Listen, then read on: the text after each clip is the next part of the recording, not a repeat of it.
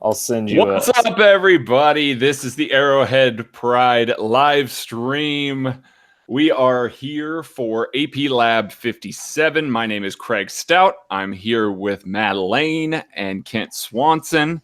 We're going to give just a little bit of time here for everybody to get in and get kind of settled, and then we will go ahead and start the podcast.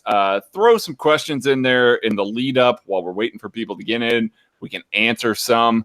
But before we do that, let's meet the co-hosts of all of this. Let's lead off here. The man with the golden hair, Kent Swanson. Oh, Kent, hi, how we doing? I thought you were talking. Yeah, I thought this was Maddie's time to shine. I have good hair. When that tub of hair gel you send me arrives, then we'll see who's got the golden hair.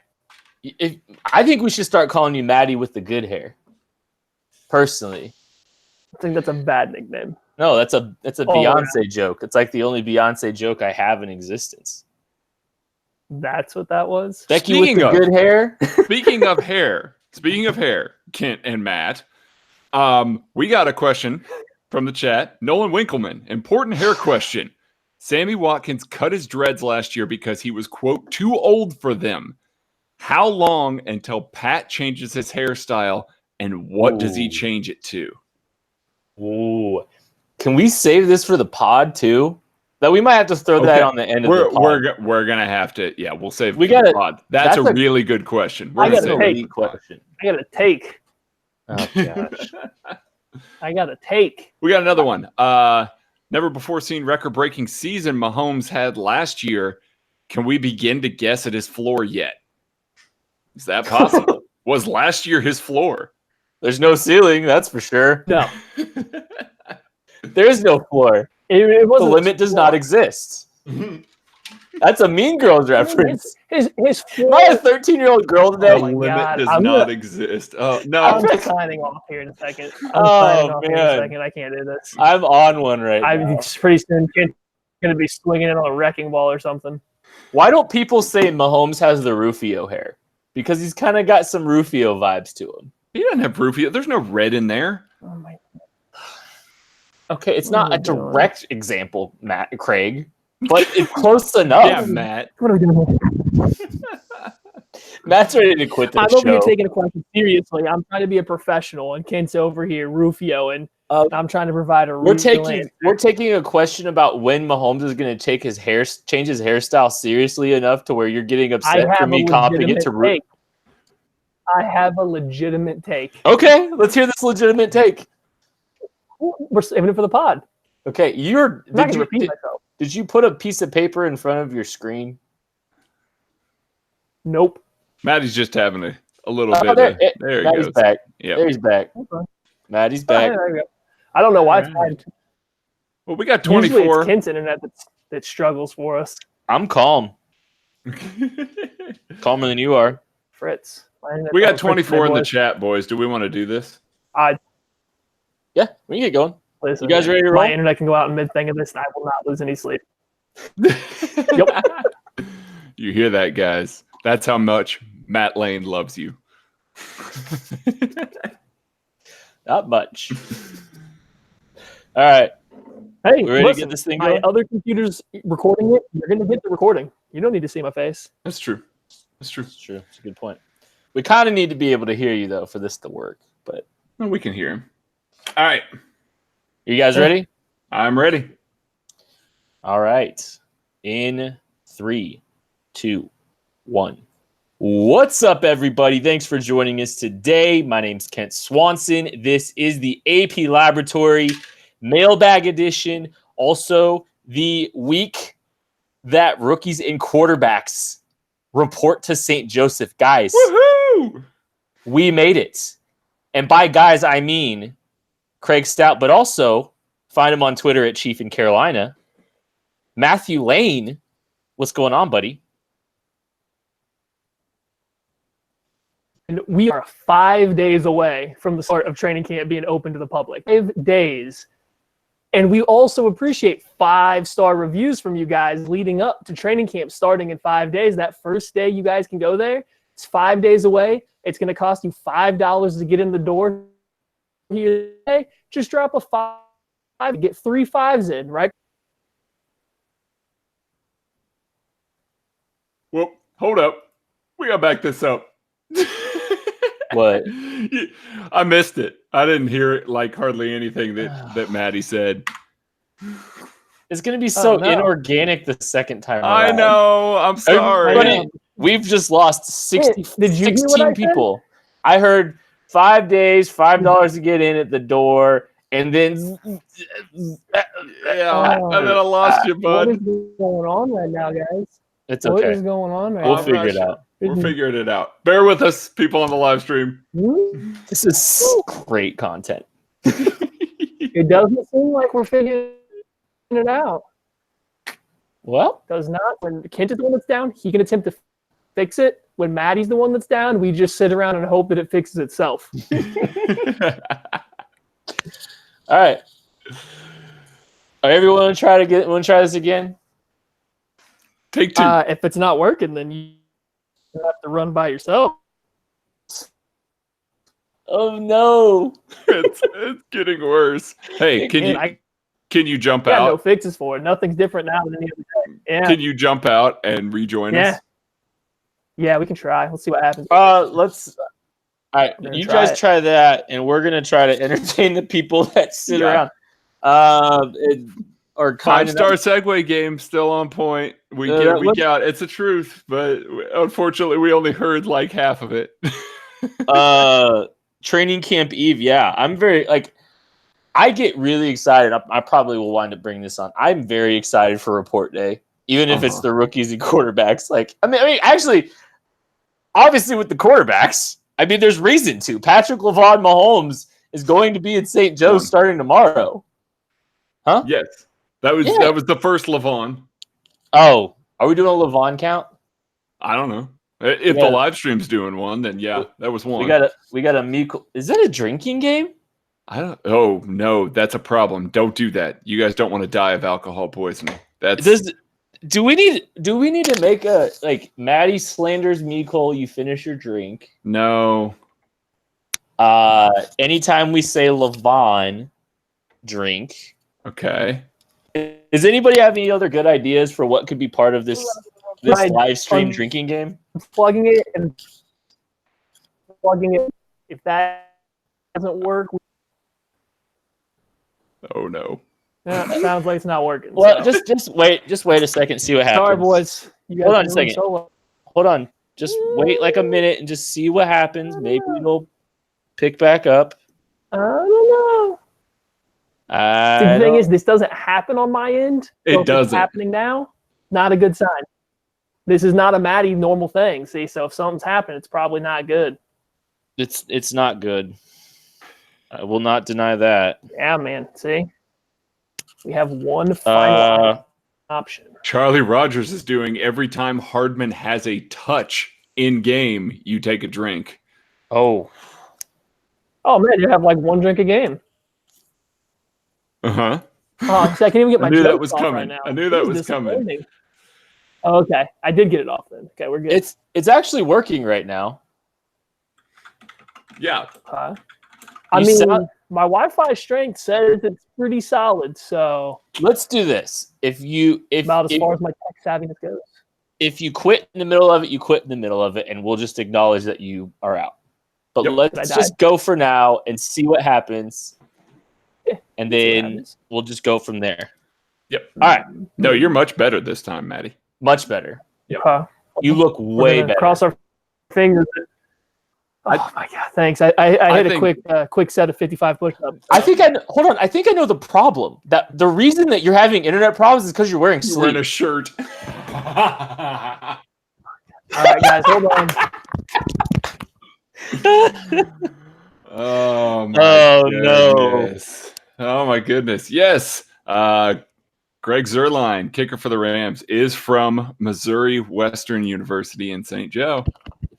What is Good everyone? call in There Russell we 11. go. There it is. Kent, here you go. And Fixed it for you. All Let's right. roll. Let's do this before anybody I else get Matt quits. Craig with a red shirt. All right, here we go. Everybody ready? Yep. All right. Yep. In 3, 2, 1. What's up, everybody? Thanks for joining us today. My name's Kent Swanson. This is the AP Laboratory Mailbag edition for the week, and it's a special week because football starts on Tuesday. We've made it, guys. The rookies and quarterbacks are reporting on Tuesday this week. We have football to start overanalyzing here shortly. Here to help me overanalyze with all these things that are being happening this week, Craig Stout and Maddie Lane. Matthew Lane, find him on Twitter in Chief in Carolina. How are you doing, my man? And I'm doing great. Like you said, for Chiefs fans, football starts this week. Actually, more specifically, it starts 5 days from now. That's right. Training camp opens up on Saturday, 5 days from right now. It's only going to cost you $5 to get in and watch. And while you're waiting in line to get in, you can just drop a 5-star review for the podcast. We enjoy it. We read your questions. We love reading your reviews. Kent chuckles every time I drop one of these, but that's okay. I enjoy the smile. It makes his hair look even better. How you doing today, Craig? I'm doing great. Yeah, let's talk about Kent's hair some more. Let's shift that beacon towards Kent Swanson and the obvious glorious deflection. Hair. Yes. Obvious deflection because he doesn't want a Renaissance man joke. Yes. But yes, football starts this week. Quarterbacks, rookies report this week. This is great. This signifies the end of the offseason. When you are writing about football and you are in the offseason, it is tough to come up with content. It is tough to come up with motivation sometimes. It is tough to do this podcast sometimes because we don't get a whole lot of information, especially over this past month. We're going to get new content. We're going to get new information. We are just as excited about all of you guys to be talking about real things happening on a practice field. I forgot to mention this because Maddie last week or 2 weeks ago promised that any questions in the 5-star reviews we would answer. So, Maddie, I'm going to ask you this question. If Kay Gumminger was your head coach, which barbecue would be your offense and which beer would be your defense? I don't know. It's a very tough question. Okay. Let's think about this. Which barbecue has the best aerial attack? Like which Gates. barbecue do we know of that has the best wing? Gates? I was going to say right. Gates. Kent's a Gates guy. You said aerial attack, and you said aerial attack, and I took it as never mind. Okay, Craig, which beer is the stoutest? Mr. Stout. It would be a Russian Imperial Stout, something that has been aged in bourbon barrels. Let's talk 12% or higher. See, and this is why I'm the GM of this team, because I just delegate all the hard stuff to other people. That was great. Good job, Maddie. That was a tough one. Shout out to MMouse187 for asking us that question. Appreciate that. I had no idea what to do with it, but Maddie did a very good job. Let's just jump in right now to the mailbag questions. We're going to start with some Twitter ones, and we're going to start with a Tyreek Hill question. I feel like we probably need to go there first because we haven't talked since Tyreek Hill was not ruled to receive any suspension whatsoever. Aerodontis asks, I've seen a bunch of people talking about who is negatively impacted from the Hill news. What do you think who do you think benefits the most from it? Patrick Mahomes benefits the most from it. Tyreek Hill and Patrick Mahomes together is a special combination. You saw Patrick Mahomes several times during the season drive a ball, and Tyreek Hill just went up and got it. Or I think about the Patriots game, the first Patriots game where they scored too fast in the second half with 3 minutes left in the game. Patrick Mahomes kind of just got the ball in the general direction, and Tyreek Hill went up and got it and finished the play for a touchdown. Those kind of explosive plays just happen because of two unique talents. Patrick Mahomes is the one that benefits the most from Tyreek Hill. Yeah, I think Pat's the obvious choice there. How Pat's bordering on already being good enough that he would still be plenty good without the kill. I think they could make it work. They're trying to replicate the same general traits that Tyreek Hill had from other people on their team yet, but the just physical traits are there. I actually think Sammy wide receiver 1 on the team to definitely the wide receiver 2 to most defenses, which you're going to get more plays like if we go back to that Denver game last year that he was healthy for, where he's running crossers against linebackers or against safeties trying to slide down on him in coverage. So just getting him in situations like that where it's a clear mismatch for already and the other person is, I don't want to steal Craig's answer. Get an answer first. I do have one Maddie, more. You're cutting in and out a little bit, bud. Craig, why don't you answer that question? Well, all right, boys. Well, I'm going to say that I think that it's Mecole Hardman that benefits the most from it. I know when we drafted Mecole Hardman that there was a lot of talk amongst us, amongst Chiefs Twitter, that he was a Tyreek Hill replacement based on exactly what was happening on the field. And, we just kind of jumped to that. He's got, legit speed. And so the natural comparison was there. And we said that we were worried about that and him having to play wide receiver 2, or if Sammy Watkins went down, having to fill in as like your wide receiver 1. We said those types of things right after the draft. No longer is that the case. Sammy Watkins and Tyreek Hill being active and starting on the outside is the best possible thing that can happen to Mecole Hardman.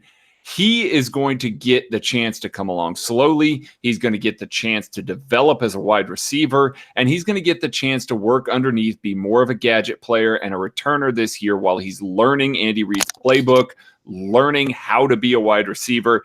This is the best possible scenario for Mecole Hardman going forward as a future player. I think this is just great for him.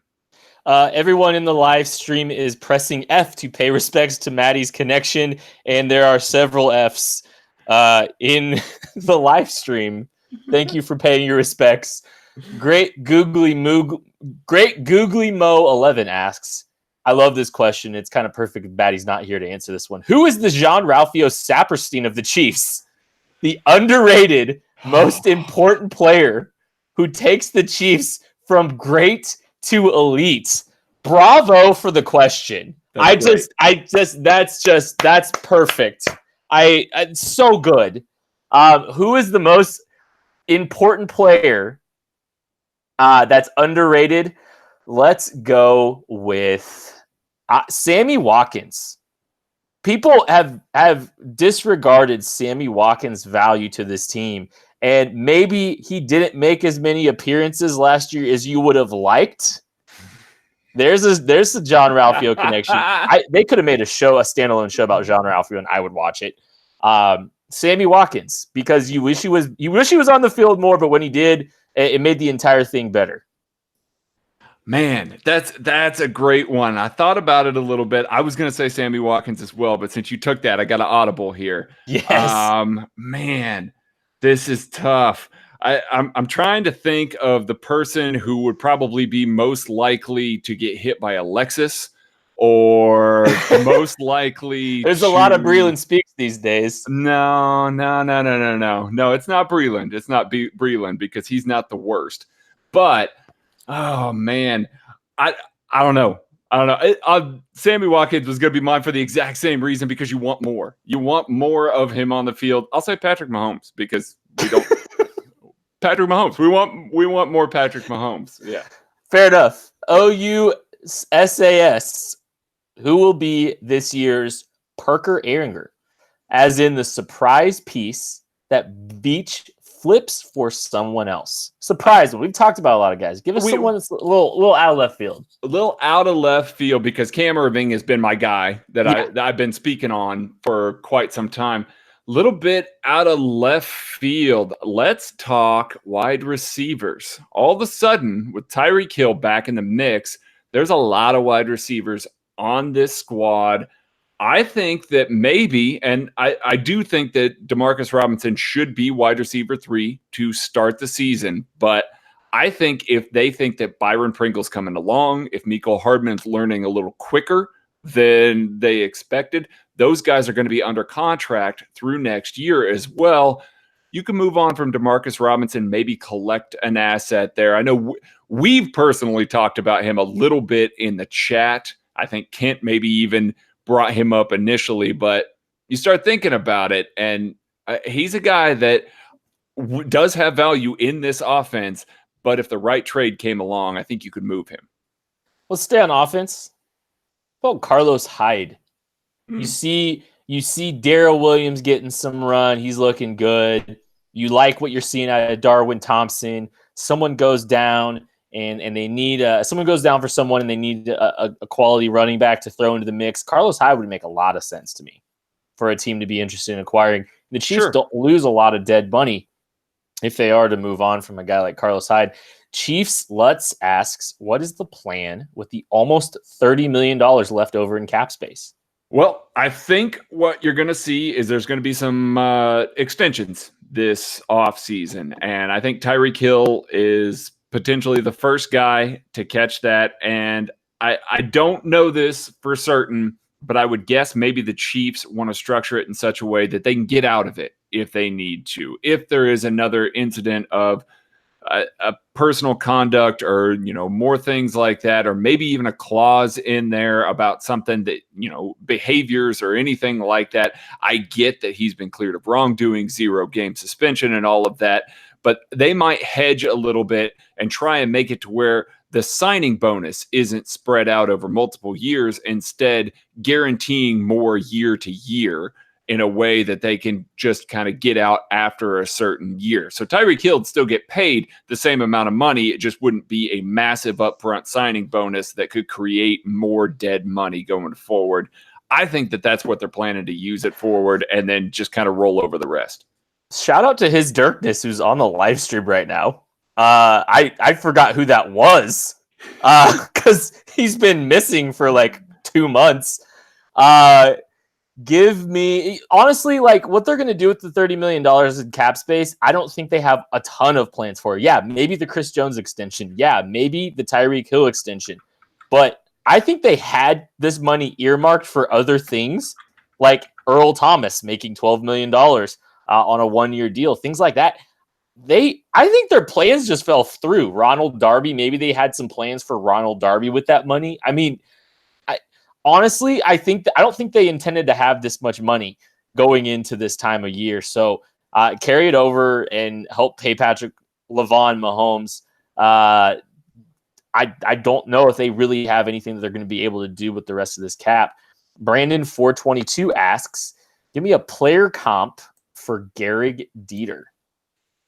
Ooh, that's tough. I'm bad at player comps. These guys can attest to that. When we were doing the draft guide, I leaned pretty heavily on Mock Draftable and researching from that. I got one. You got one? I got one. It's pretty bad. My natural tendency is white possession receiver. Like, I mean, like that's the easy thing to say. He's a Wes Welker type. How about no? He's not a Wes Welker type. I know he's bigger and he's not quick. Yeah. I'm gonna go with, check this out. Patrick LeVon Mahomes' friend being a receiver in the group. Griff Whalen got signed to the Colts, and he was Andrew Luck's white receiver at Stanford. So there's my Griff Whalen. That's pretty good. Yeah, Gehrig Dieter comp. Is Gehrig Dieter better than Griff Whalen? Maybe, be but honest. not by much. I don't think by much. I mean, like, I maybe. He's currently playing for the Calgary Stampeders, per Wikipedia. Yeah, but I think Gehrig Dieter's making this team. I do too. I really do. You see, the connection, and like we talk about, building rapport with your quarterback's an important thing. He's definitely got that. He's definitely got that. He's been working with Tyreek Hill all offseason, it appears. He went on vacation with Mahomes. I kind of buy into it, even though, honestly, if you're going to rank the receivers on talent, he's 7th, 8th in that room right now. Not to dunk on him too much, but no, but it's the work ethic and it's the connection. It's the brains too. Like, I mean, it's the brains. Yeah. I wrote an article. It might be on Arrowhead Pride already. I don't know. I was talking about the receiver group and how like guys like Byron Pringle and Mecole Hardman, if they take steps, could really help, the long-term outlook of the receiver position. But I didn't include Garrick Dieter because like Garrick Dieter, I think you kind of know what he is. Mhm. I don't think there's an athletic ceiling, an athletic upside to him the same way there is for guys like Byron Pringle and Mecole Hardman, because those guys, a lot of what intrigues you is the athletic profile of those guys. You don't say that about Dieter. He's just a guy that knows where he's supposed to be. He's built rapport with Mahomes. So, and then on top of that, I mean, you got to remember, Garrick Dieter was active for the AFC Championship game. So was Tyreek Hill. So was Sammy Watkins, Demarcus Robinson. All those guys were active. So yeah. They obviously see enough of him to trust him in that game. He returned a fumble that, for whatever reason, wasn't adjudged a fumble. I was in the stadium. I may be a little emotional. I may not have gotten a true good look at it, but that was definitely a fumble that Garrick Dieter housed. Did you see Chase Snyder posted today? They're talking about how Julian Edelman's starting to camp with a finger injury. I did see that. That was a great joke. The finger injury occurred from that play, apparently. He still hasn't recovered. It's been a really long road to recovery. Tanner Graver asks, I read the best cover zero beaters are slant routes. Which Chief wide receiver runs this route the best? So, yeah, slants are a great cover zero beater, and there's a lot of reason to that. One, because it helps you get the ball out quick, because when you see cover zero pressure, typically, actually, there's more guys that they're bringing than you have to block. So if you can get the ball out quick, if you can get the ball out, and look where the slants are heading. The slants are heading towards the middle of the field. It's a shorter distance throw with, throwing a ball hot, and then throw into the fact that there's no line of defense beyond your defender. So those three things matter when you're throwing a slant route or when you're throwing against zero pressure, and that's why they are so valuable. I'll give you one, Craig. I have two, so you pick one, and then I'll just take whoever you don't take. Sammy's a great man beater. Sammy is great at getting off the line, getting leverage on a corner, and coming down with the ball a little bit contested. Sammy Watkins, we saw that time and time again last year, was really good beating man coverage, especially single man coverage. That's what you're going to get in cover zero. So it's Sammy Watkins. With Sammy, he's really strong with the ball too. So, he's really good at the point of at the catch point. And that's really valuable for how, he runs slant routes. The other guy's Tyreek Hill. It's a little bit different. If you're going to tell me I got to throw a slant against zero pressure, I'd probably, if it's 3rd and 3, I want to throw to Sammy. If it's 2nd and 3, I want to throw to Tyreek. Yeah. And I want to give Tyreek a chance to take it to the house. You saw the Chiefs you saw Mahomes and Hill make connections on slant routes a lot last year. The yak ability with Tyreek on slants, most of the time with the RPO kind of stuff, that's where he's got a ton of value because, he sneaks out the back door a lot of times. That's big play potential. But I still, 2nd and 3, you're getting zero pressure. Throw it to Tyreek and see what happens. Okay, Irish Chief 1 asks, let's look at week 1 and tell us your matchups to watch. Nick Foles in a new scheme. Will we see the old Nick Foles? And how the defense can try and disrupt a veteran quarterback in a new system, Craig? I think that Nick Foles, especially in regular season, is human. I think that you can force him to make mistakes. I think that you can force him to kind of throw off balance. He's just not the most solid, sturdy quarterback in the pocket there. Obviously, that Super Bowl run that he made was amazing as a backup quarterback, but he was a backup quarterback for a reason. I'm not necessarily worried about Nick Foles. Steve Spagnuolo is going to speed up his timer in a big way. He's going to blitz him heavy. He's going to play all sorts of games up front with that defensive line. He's going to wreak havoc there. They're going to have to try and lean on the run game a little bit early, I think, to try and keep Foles comfortable. I just don't think that you can do that with Patrick Mahomes on the other side of the ball. And you make Nick Foles throw athletically. I know he's done a lot to, he did a lot of good things even off platform against the Eagles, but I think is a different beast one, he doesn't have the same kind of familiarity that he does with other guys. He's stepping into a new situation, and he doesn't have that same kind of rapport that he's built with other Eagles fans. Or Eagles players, sorry. So I don't know if you can trust it the same way. So that's one thing I do. And also, we'll see what this new defense looks like. I mean, there could be some changes and some permutations to what he's typically done in the past that they haven't seen yet. He took a year off. He watched a lot of football. He watched a lot of college football, and he watched teams try to defend stuff like the run pass options. It's good. I expect some wrinkles that Craig and Matt really haven't seen yet. For this defense. So I'm really excited to see it for a variety of reasons. I've been watching more defensive tape lately because I don't know why, but I've been just watching.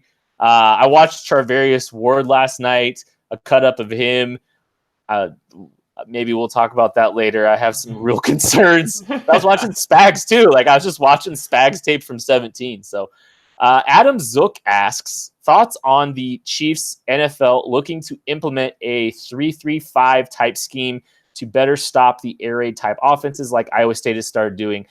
Craig, I'm sure you're familiar with some of the things that the Iowa State's done with their 3-man front. It looks like 4 in the box at times, but it really, it's kind of it's a bear front.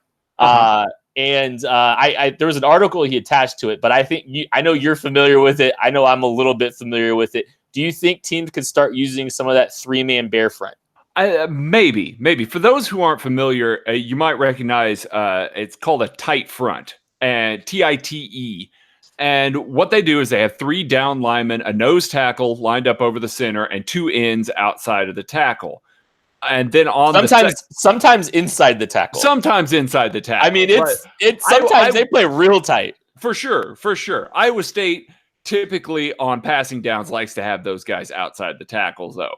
But then they have 3 linebackers, a Sam, a Mike, and a Will. And sometimes those Sam and Will linebackers, and that Sam could be like a hybrid safety or something like that, or a slot corner, but those 2 guys will kick way out on the slot receivers, leaving what looks like a 4-man box with the 3 down linemen and the Mike linebacker. You got your 2 corners on the outside, and then you typically have 3 safeties in the back. One of them they call kind of like a joker safety or jack safety, but he plays in the center of the field almost like a Tampa 2 linebacker. He just doesn't start in the box and back out into that, which is kind of a weakness of Tampa 2, is you could throw over that Mike linebacker.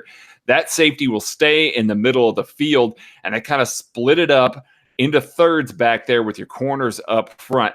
The problem with that is that the box is so very light. Now, those overhangs, that Sam and that Will, can crash down, but from the interior, you're really putting a lot on those 3 safeties back there to have to come up and be fit, run fit, intermediate fit defenders there so that they can help stop the run. You're going to be able to fire off your guards. You're going to be able to get those guys to climb and kind of squish some of these lighter guys back there and make it very difficult for the defense to really stop a decent rushing attack there. It works in college because most of those guys are athletes. You got smaller guys out there. I realize I'm going on a big rant. No, this is amazing, guys, but don't stop. This is art. It also matters because a lot of times those rules for the tight fronts are dependent on the field and the boundary. And I know I talk about field and boundary a lot when I'm talking about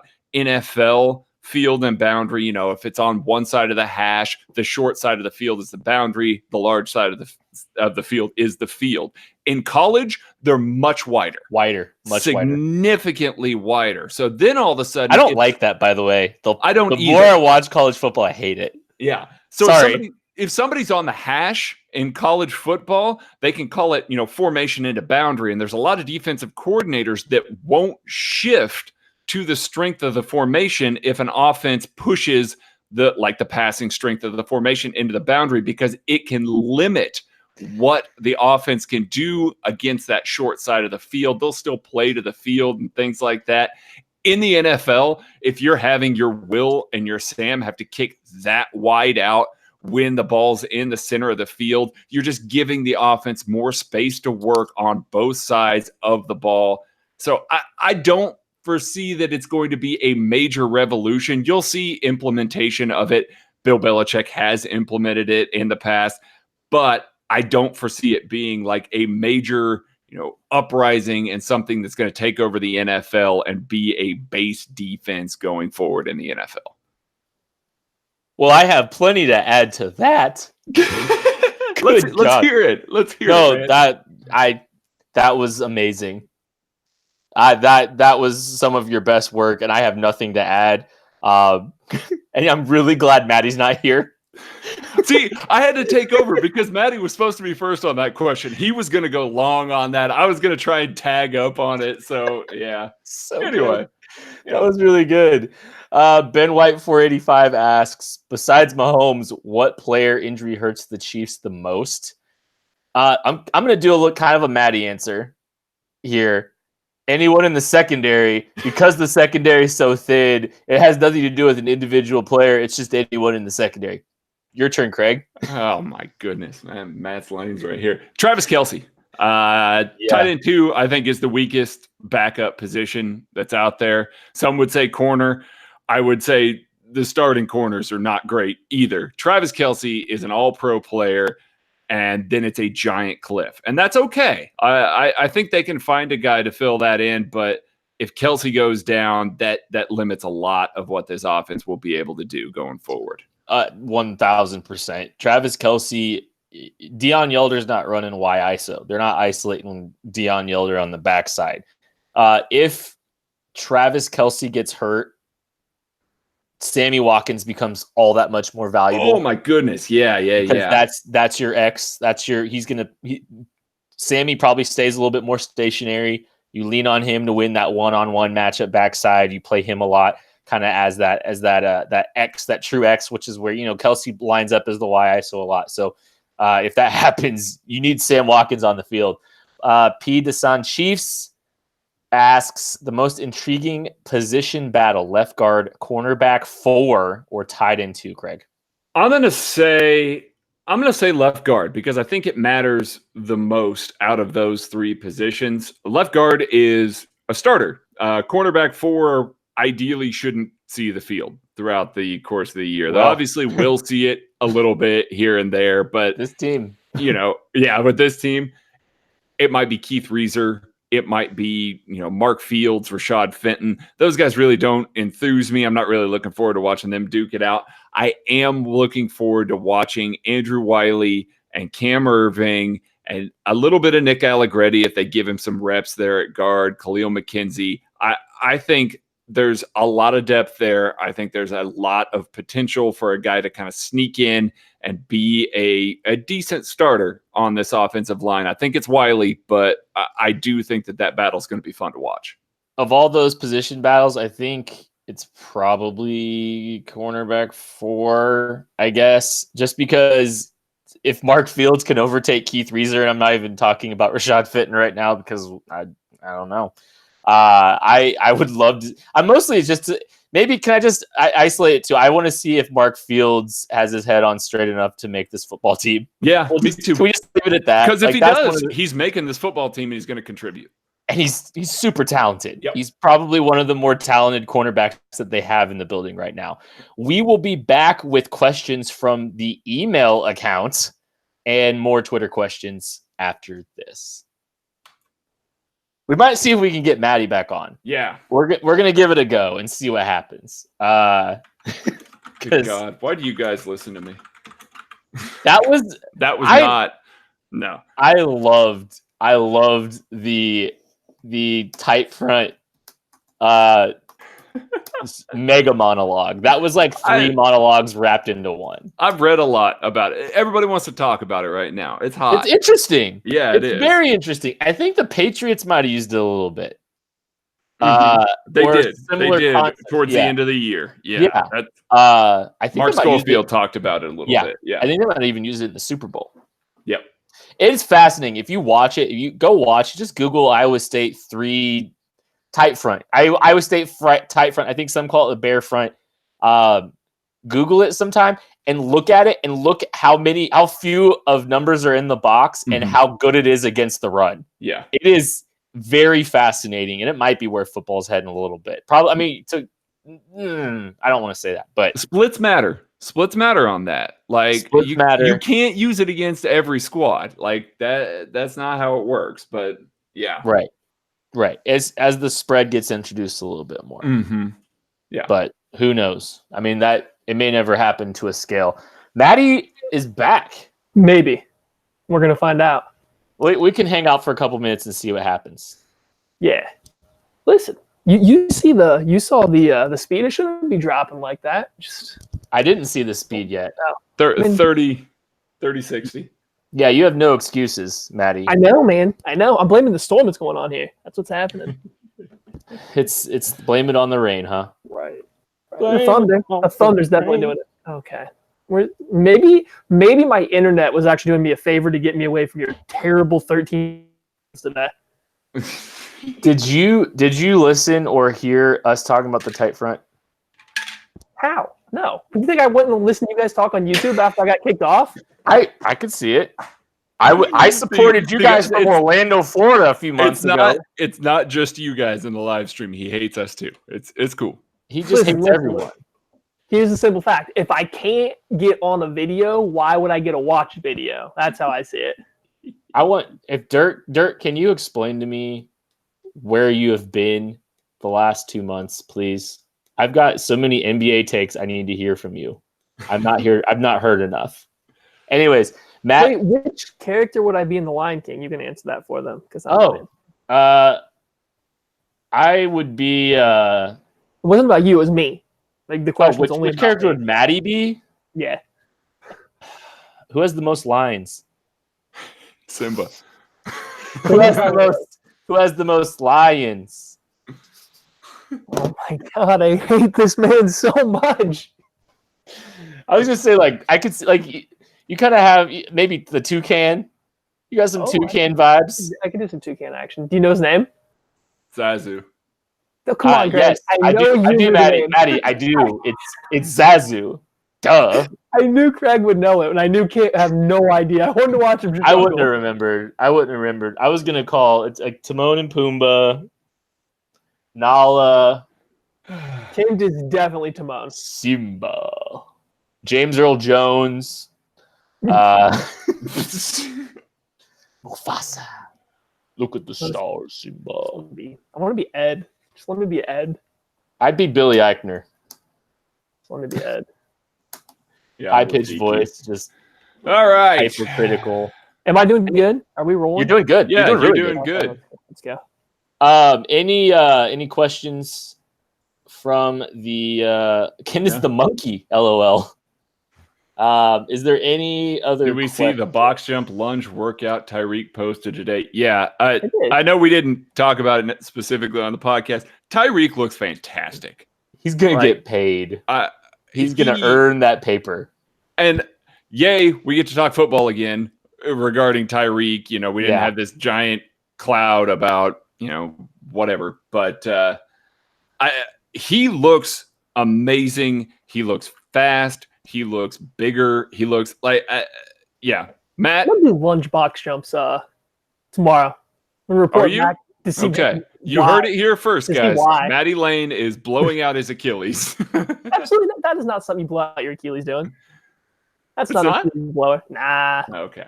Now you want to do like deadlift straight into box jumps? You can ask CrossFit how that went. They had like 8 blown Achilles in one competition because they're dumb. Yeah. But, Hold on. Sam said, hold on, I got to find it again. Mecole, wide receiver 3 is Mecole versus D-Rob versus Pringle. Okay, here's the thing about Mecole. And I'm going to say this, and we'll see how Maddie takes it. I don't think they need to lean on Mecole all that much. And I don't know if they want to. This is actually, with Tyreek being back, this is prime opportunity for Mecole to develop. He can play on special teams. He can run some verticals. He can stretch the field. Maybe they hit a post or two. But I think that this is actually a good opportunity for him to just learn and for him to just – because he's going to get asked to learn all 3 spots, know the terminology, know how to line up everywhere. ease him in a little bit now, and actually he might be able to actually develop better because of all this. What say you, Matthew? I don't think that wide receiver 3 is really a competition. I think it's Demarcus Robinson. He's been here the longest. He already has like a good fit with Pat. They understand each other, and he kind of fits the role of what the third wide receiver's been for Andy Reid lately. They need a guy that's a little bit more kind of a possession guy. You have your all-around kind of possession receiver with Sammy Watkins. Then you have your deep threat in Tyreek Hill, that kind of next receiver that plays in the slot or sometimes on the outside needs to be more than just like a one-trick guy. He needs to just Pat's got to have familiarity with him. And so I think D-Rob's scheme or time in the system combined with the fact that he's had some good plays, good games with Pat before. He's the guy that's wide receiver 3.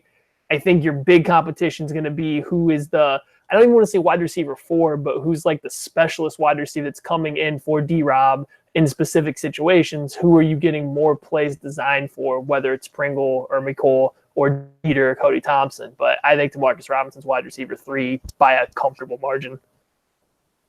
Any takes, Craig? Nope. Hey, what's the email address again? Can you please remind me? apnerdsquad@gmail.com, and make sure you get the Mahomes hair question in.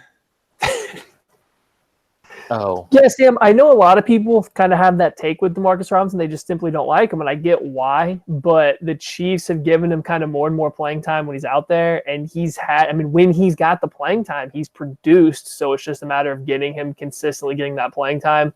And now being with not Alex Smith, who's very much a timing passer, having a guy that's a little bit more of a freelancer like Demarcus Robinson just makes even a better fit with someone like Pat, who plays out of structure as often as he does because he's able to. Well, they kind of laugh at it. They kind of laugh at D-Rob's playing out of structure, but right. And he's getting better. Let me go back to it. He's getting it much works better. Though. It works, and he's getting better. So I think he's comfortably wide receiver 3 for me, unless something wild happens in training camp. I mean, if Mecole Hardman comes in and lights up the entire world, then okay. Or if Byron Pringle comes out and proves to be better, it's going to change. But if it's even close, then it's not a competition, in my opinion.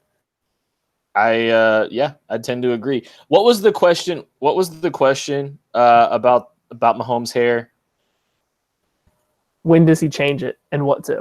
Who asked that? I forgot already who asked that. That I do not know, but I got takes. Someone take credit for it. Huh? Nolan Winkleman. Sammy Watkins. Yes. Nolan Winkleman. Nolan Winkleman. That is Sammy getting Watkins thrown cut his dread last year because he was too old for them. How long until Pat changes his hairstyle, and what does he change it to? I'm going to have you read that question. What if Speaks isn't garbage? Do we want to save that for the pod or answer it now? Answer it now, please. And don't jar it, please. I'm letting you guys answer. What was the if question? If he's not garbage, then they've got a good 3-tech. I've told you guys, and I said this yesterday, I want Breeland Speaks and Mecole Hardman to show promise. Mm-hmm. I really, really do. Because they're kind of coming out of left field for me. I'm not treating them as known commodities at all.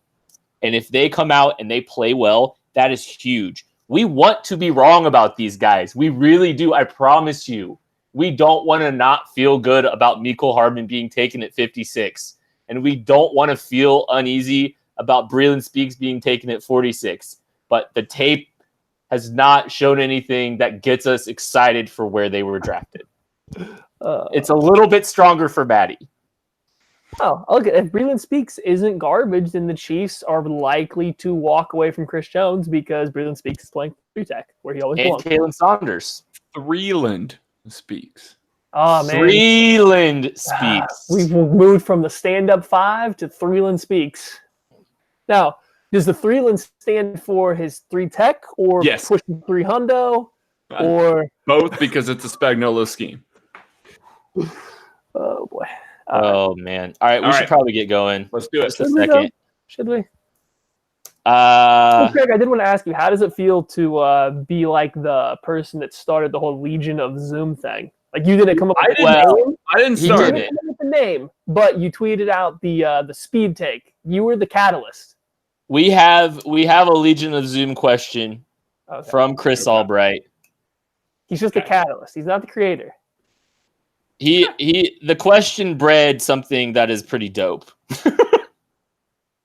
Frankly, I don't know what. Yeah, we'll get into it. Mhm. We'll get into it.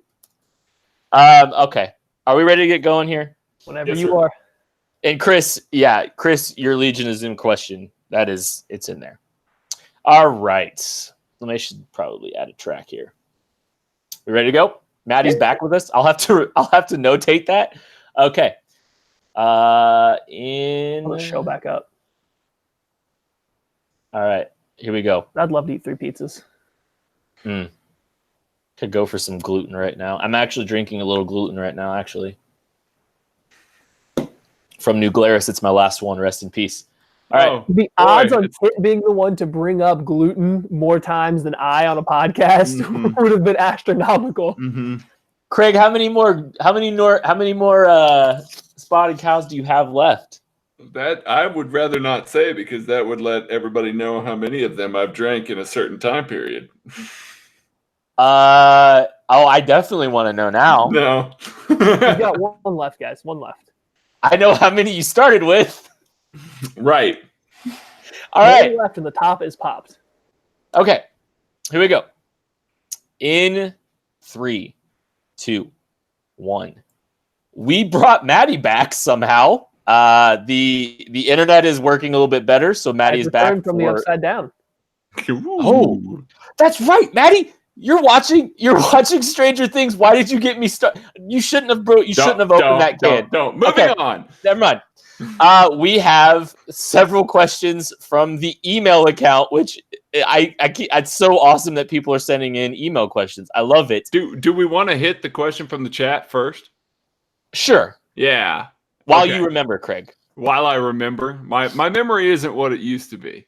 I had it down there, but yeah. Go. Oh, did you? Well, go for it. Okay. Nolan Winkleman asks from the chat, important hair question. Sammy Watkins cut his dreads last year because he was, quote, too old for them. How long till Pat changes his hairstyle, and what does he change it to? Listen, Pat's going to change his hairstyle in exactly 3 years. The Chiefs are going to win 2 Super Bowls over that time. And after that second Super Bowl win, he's going to feel like he's now like the veteran. He's now like the leader man in the locker room. He's going to get a nice high and tight fade. He's got to look more professional, more like a grown-up. He's got to be the adult in the locker room. 3 years from now, 2 Super Bowl rings. You got to clean it up a little bit.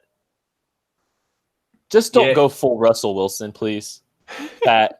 Don't go full Russell Wilson. Never go full Russell Wilson. Sorry, Craig. Did you have something to add? No, he's gonna go clean. Nice smooth dome. No.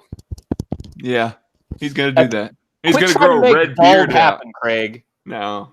Quit trying to make bald happen. Questions from the email. And what is that email address again, Craig? apnerdsquad@gmail.com. That we have a Gmail, guys. This is crazy. We're almost a year into the show, too. I have a couple of Gmails, actually. Literally anybody can have a Gmail. I know, but it just feels official. Like I have like 15. We got people ask us questions via Gmail, and we've barely advertised it. I think that's pretty cool. Shucks, guys. Dude, if you think that's crazy, wait until next week when people start sending you like postal mail, like real snail mail questions. I sent out your address the other day. Oh. Secretly. Yeah, so you're going to get some questions via the mailbox. That'll be fun times. There's no way that ends bad. Record predictions for each AFC West team. I'll start. I'm just going to do the Chargers.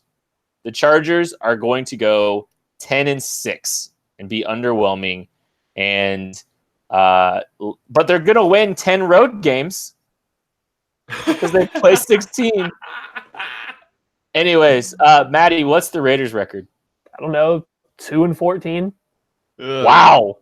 You have a lot of faith in John Gruden. I have even more in Derek Carr, clearly. Oh my gosh. Now. Wow. And I think the amount of games that Derek Carr sheds tears in matches the 2-14. This is eyeliner run. Oh, man. Wow. That was a sad picture last year. Seriously sad picture. I almost felt bad for him. I didn't. Yeah. Craig, what's the Broncos record this year? Derek Carr as an MVP candidate one year. So anything that ever happens to him, I just simply can't feel bad. The Broncos. I'm going to go 7-9. I like Vic Fangio. I think he's a good defensive coach. We'll see how he is as a head coach, but I think he's going to bring a good attitude back to that defense. They're not talentless there, but they do have Joe Flacco. So, is Vic Fangio going to play quarterback? No, he's not.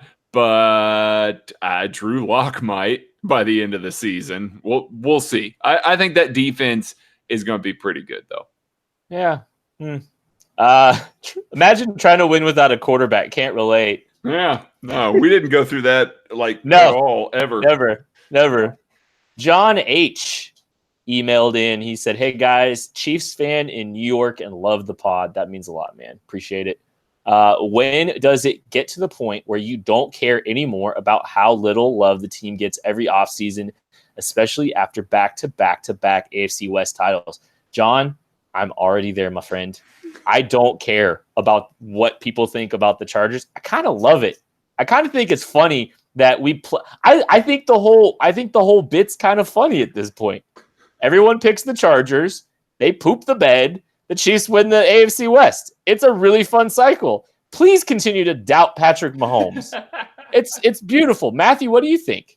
Yeah, it is kind of funny at this point in time that for some reason the Chiefs aren't a lock for the AFC West title every year, according to most people, and I'm not sure why. Even football opinions that I believe and I really respect their opinion will still come out every year and just be like, the Chargers look like a team to contend in the AFC West, and I simply don't understand. I think it's funny. I'm a little baffled by it. It used to bother me a lot more, but now Pat's here.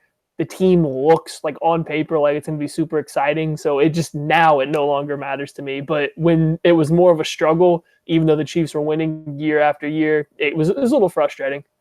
Middle of February next year after the Chiefs win a Super Bowl and they still pick the Chargers to win the AFC West. That's when it won't matter. I want more love for the Chiefs defense this offseason. We ain't getting any of that from national media. So I still got a little bit of a tiny little chip on my shoulder. You seen those cornerbacks? Have you seen everywhere else though? I watched some cornerbacks last night. I told Craig that already. John H also asks, I love this question. Also, I've been a Chiefs fan for about 16 years now. I'm 26. I constantly get called a front runner now, of course. In your opinion, who is the appropriate name to throw out there? This is very important. Who is the appropriate name to throw out there when saying I suffered through the insert player coach here times? I usually use Tyler Palco. Probably the most important question we will ever answer, Matthew. Jordan Black, when he had to try to block Dwight Freeney in the playoffs because Willie Roaf's toe was acting up. And the player that I nicknamed I-65 because you could drive an 18-wheeler right through the middle of his chest on any given play. That would be Jordan Black's the guy for me. We'll never. That's the worst answer you could have given. How? There's so many more futile moments in our history. Craig, help Matthew out. Todd Blackledge. Done. What? The thing that made the Chiefs not draft another first-round quarterback until Patrick LaVon Mahomes, Todd Blackledge.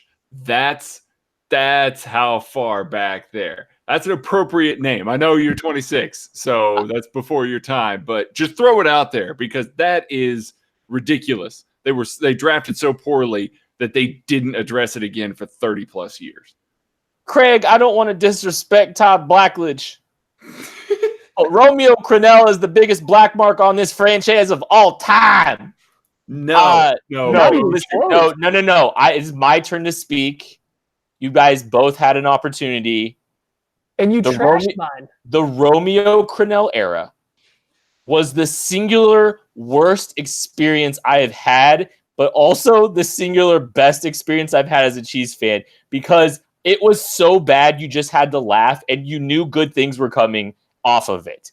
It was so abysmal. The 2-14 season, I had season tickets. I went to every game. I wore a bag over my head.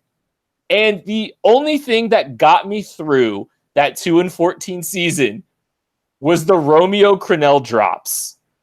that he said the dumbest things, the most amazing things in his press conference. He talked about osmosis at one point. Mm-hmm. He defined what a long snapper's job was. Well, if you could take the ball and you can throw it between your legs backwards, you could make a pretty good living in this league. Sounds like a guy who knows his football. He does, clearly. Let's play good football. Eliminate bad football signs hanging. That is the most futile existence of our Chiefs fandom, and it's not close, fellas. Oh, come on. Have you seen Jordan Black try to block anything in your life? Did you say it was in the playoffs? Yeah. Okay. It was in the playoffs. He prevented the Chiefs from potentially winning a Super Bowl when they had a team that could do so because he was so inept. They put a backup tight end in his spot to block a pass rusher instead of him, Kent. They weren't going to win the Super Bowl. You don't know that. I do. You don't. Because I'm a Chiefs fan I who had to live through the Romeo Crennel era. I can't believe you picked Romeo Crennel. I love Romeo Crennel. I would hug Romeo Crennel if I ran into him on the street. Coming in, bringing the heat right now for me. Jordan Black had a 35 overall PFF grade and a 7.8 pass blocking grade. 7.8, Kent. Mark 7.8. Mark Ruman asks, hey guys, love your podcast. Thank you. That means a lot. It really does. I'm in the market for 2 new jerseys this year. Obviously, the first one will be Mahomes. Was leaning towards Chris Jones for the second one. But what percentage chance would you guys predict that he and the team aren't able to agree on an extension? Thanks in advance and keep up the great work. Craig, chances that Chris Jones and the Chiefs aren't able to agree to an extension? Man, this is really tough because I do think the Chiefs have been holding pretty firm that they're not going to sign him until he shows up, until they see him within the scheme. I know we've talked a lot about that this coaching staff wants guys that are going to play a little more gap sound, that are going to be a little more disciplined within the scheme. So with that in mind, that's up to Chris Jones. And with it being up to Chris Jones, I'm saying 50-50. There is a chance that Chris Jones does not get paid for this team this offseason. I don't know that for sure. He could come in. He could do everything right. He could ball out in the first 6 weeks, and then we're signing him to a 5-year, $100-something million contract.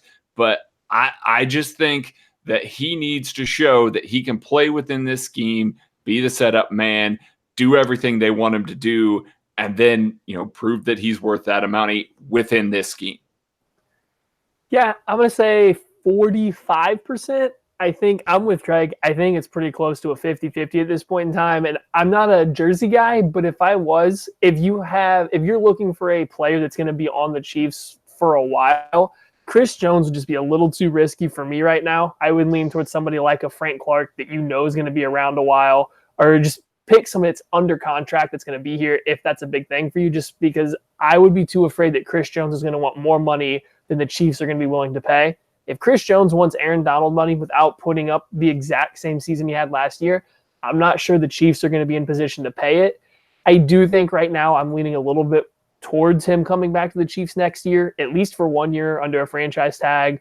But long term, it's too close to 50-50 right now for me.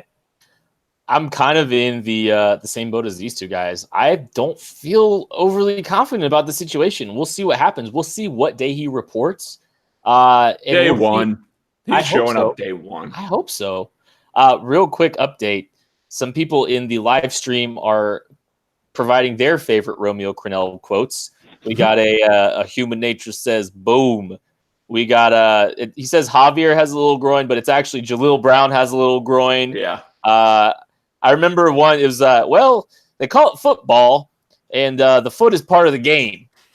I mean, he was a quote machine. He really is what brought me through that season. You could just kind of laugh at the existence of that season. It was something. Rise of Mahomes asks, what are your projections for Mahomes now that the Legion of Zoom is intact? If you don't know, Brit Chief UK, off of one of Craig's wonderful statistics about the receiver groups and their 40 times, coined the phrase the Legion of Zoom. I'm very here for it. Stat projections now that the Legion of Zoom is intact, Matthew. We're going to crack 5,000 yards again. So we're going 5,026 yards. The Kansas City Chiefs, Patrick Mahomes, is going to crack 5,000 yards. And then touchdowns, we're not going to get 50. He is not going to hit 50. Can't say we. Ken's getting on me about that. So we're going to go with 47 touchdowns. One of them is going to be rushing. And 10 interceptions. Whew, I like that. I'm going to go 5,200 yards. I'm going to go 52 touchdowns. Wow. And I'm going to go 14 interceptions. I know that seems a little high, but he tries some stuff. He just, a little more of those no looks. And he just tries some stuff. Were these stats left-handed or No, behind the back, blindfolded. Okay. Now it seems more reasonable. Give me 49 touchdowns because I'm such a hater. Give me 5,100 yards, 9 interceptions, 49, 9, and 5,100. Wow, I am going full on homer, and I'm most pessimistic. I don't think they're going to have to score 40 points to beat quality teams. That just lowers down the stats. I'm going full homer right now. Okay, I'm not. I invoked homerism. I don't understand how my projections are less homer when I'm saying the Chiefs are going to win more because the defense is better. I don't follow your logic, Kent. I don't either. Maybe I wasn't totally listening to your answer. Schweb29 asks, assume you're Brett Veach. If the Cowboys called and offered you Byron Jones for Chris Jones, straight up, would you accept the trade, Matthew? No, I like Byron Jones, and I would love to have him on this team, but I would like to see Byron Jones actually play cornerback really well for a full season. He really slowed down the latter half of last year from the few games that I did get to see of the Cowboys. So just bring him into a new system that plays a little different than what Chris Richard asks from his kind of cover 3 system that's the same as Seattle. It's a little bit more straightforward. I just would like to see more than 1 year of Byron Jones at cornerback before I would trade what Chris Jones can be, what I know he can be this upcoming season. I think I'm going to go with yes, but just barely. I think the Chiefs can handle maybe losing Chris Jones. I do think that they're not as dynamic. They don't get after the quarterback as well. I don't think that they're nearly as good of a team up front, but I think Byron Jones is clear-cut CB1. That solves a lot of problems on the back end. It solves a lot of issues that maybe you might have at corner, and you're not relying on some of these guys to sort of play above and beyond what they would have to do, to be a good defense. Plus, if Byron Jones has another good year, all of a sudden you're going to be paying him like a top CB. If you're willing to pay Chris Jones $22 million, paying a top CB $16-15 million, that saves you a little more money. This is such a tough question. I really like it because cornerbacks don't hit the market very often, and it's really hard to acquire top end corners. I don't know for sure if Byron Jones is quite that yet, though. I feel like Chris Jones for Byron Jones straight up probably isn't a great deal, but if it was like Byron Jones and a third for Chris Jones, I think I'd probably take it. It's close, especially considering the money you got to spend. Like, it's a really good question. It's a really, there's a lot of ways I could go with it. Well, taking it back to Mark's question a little bit ago, I believe it was it Mark's question? Yeah, Mark's question with Chris Jones. If the Chiefs don't plan on having Chris Jones here long term, I do think it's a trade that you would have to make. So if you were Brett Veach, you weren't planning on keeping Chris Jones long term, then I think it's a pretty clear cut yes. Just in a vacuum of trading for him right now without really thinking about the future of either one right now, I would not do it because I'm with you. I'm not ready to say Byron Jones is a top tier cornerback just based on, like I said, about half of last year. Yeah. But it's just, that's why it's a great question because it is, but it's hard to find cornerbacks. It's hard to get them. They don't hit the market very often.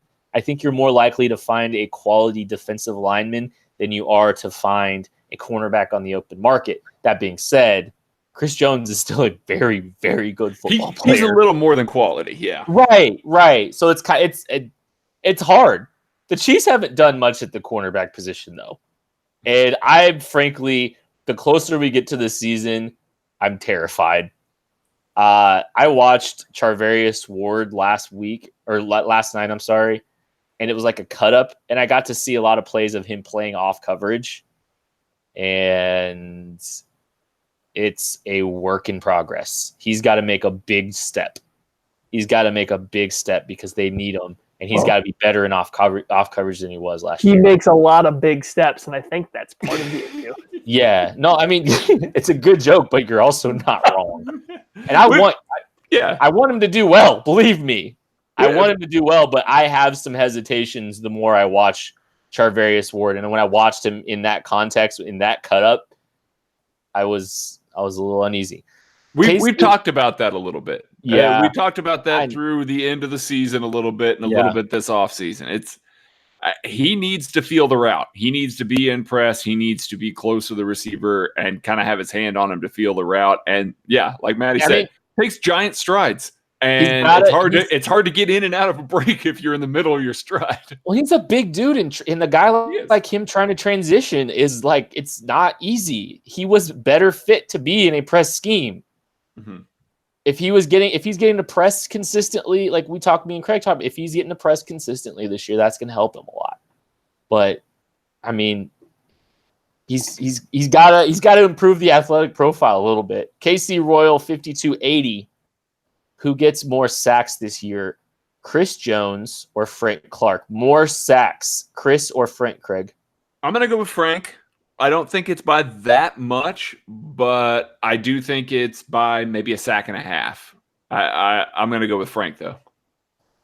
Yeah, I'm going with Frank as well. He's going to get more snaps, more opportunities to get sacks, and just the way the defense is schemed up right now, it's designed a lot to get your best edge rusher to get pressure, whether up the middle or off the edge, or up the middle coming off the edge. It's designed specifically for your defensive ends to get your pressure, whether through the stunts, through the games they're running, or just isolating them one-on-one. I know we talked about early to start the offseason that the 3-tech in this kind of scheme is going to be in a perfect position to get pressure, and they are, but the way Spagnuolo and even Daly kind of really drew up their defense from what I've seen on the film, it's designed a lot around your stud defensive ends getting the pressure with one-on-ones against offensive tackles, or just looping onto the interior behind a defensive tackle on a stunt. Oh, me. Sorry about that. Yeah, I'm sweep it. Frank Clark. Give me Frank Clark. Over under 28 sacks for the group, Craig.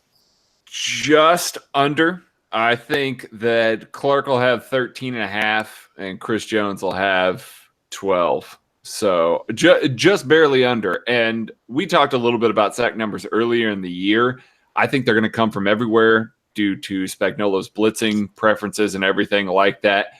That's still, with those two scoring that kind of sack total, Alex Okafor adding another 7 or 8, the rest of the guys around there are probably going to collect another handful, and they will still be up there close to the number that they put up last year when we were talking about how they were the number one team in sacks and pressures and everything like that. They'll be close to that this year, even with that.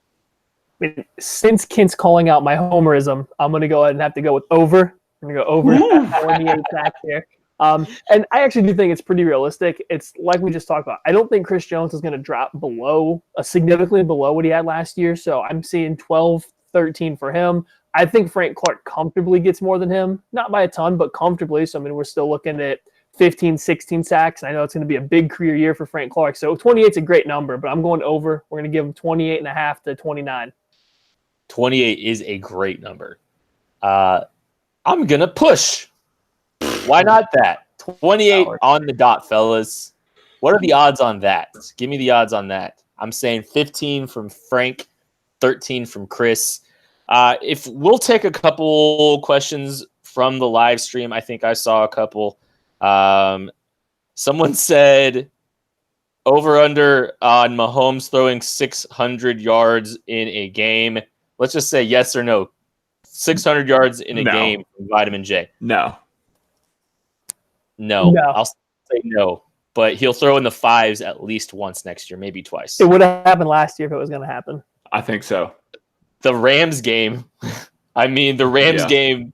I think he threw in the fives during the Rams game, right? Was it like 526? Something like that. If it was I don't remember.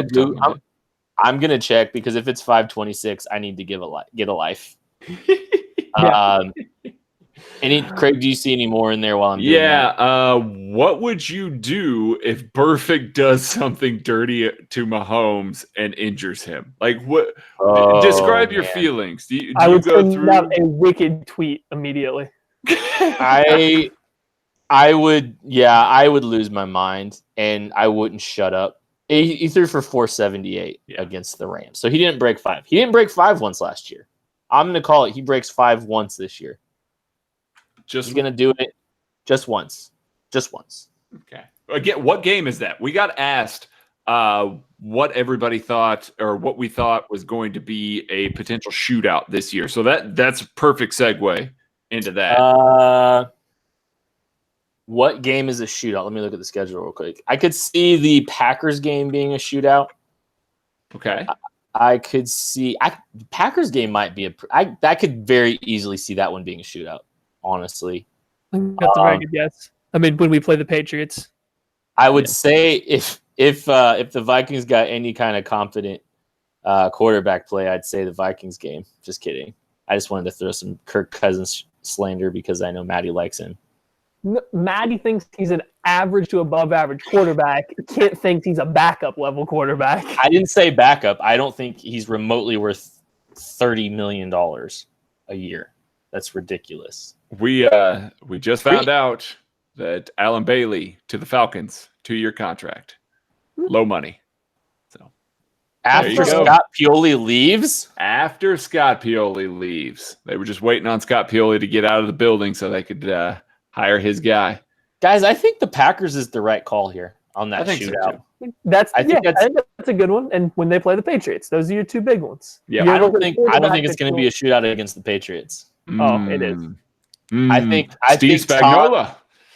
It's late enough in the season that Tom is going to be 40-plus-year-old Tom, and he's just going to be turning around and handing the ball, getting the ball out into the flats right away, and getting lucky on a couple throws where Steven Nelson doesn't turn his head. Chiefs definitely going to have to score a lot of points in the conference championship game last year, Kent. I'm just saying. They had to score a lot. It's not a shootout, though. I don't know. They got to score a lot. It was the Patriots being good enough for a half and then Patrick Mahomes coming back in grand fashion. Yeah, so imagine if Pat was good for an entire game. That's not a shootout. That's a blowout. Doesn't matter. That's yards. All right, let's end it on that one. That's going to do it for this week's show. This week's mailbag. We'll be back later in the week talking about anything that happens in the first few days of training camp with the rookies and quarterbacks, anything interesting we hear, or we'll just start making stuff up. That will do it for this week's mailbag. Thank you so much. Don't forget your 555s. 5 days till training camp, $5 to get in, 5-star reviews, boys. Oh, man. I don't know why anyone listens to us. All the 30 people that watch the show, I've been saying that forever. That means so much. It really does. I can't believe y'all. The pay F for respects is probably my favorite thing now. Like that's so funny. Yeah. That's so good. Listen, Kate, Mahomes threw for 300 yards against the Patriots in a game where he did nothing for an entire half. How do we not think that the Patriots are going to score anytime they get the ball against these cornerbacks? It's going to be a shootout as long as the Chiefs are putting up points. Dude, Tom was just sitting there waiting for the clock to run down to 1, turning around, handing to Sony Michel, throwing the ball in the flat to James White, and then every now and then he'll throw a pass and get lucky. I watched the Steven Nelson throw. One time that Philip Dorsett did something in his career. Come on. We don't need to hash this up again. Steve Nelson irritates me more than anyone. Steven Nelson is like the only cornerback in the NFL to get beat at the catch point by Philip Dorsett. ever. He's so oblivious. I don't understand why the Steelers gave him money. Like, what are you expecting? The dude would not turn and locate the football.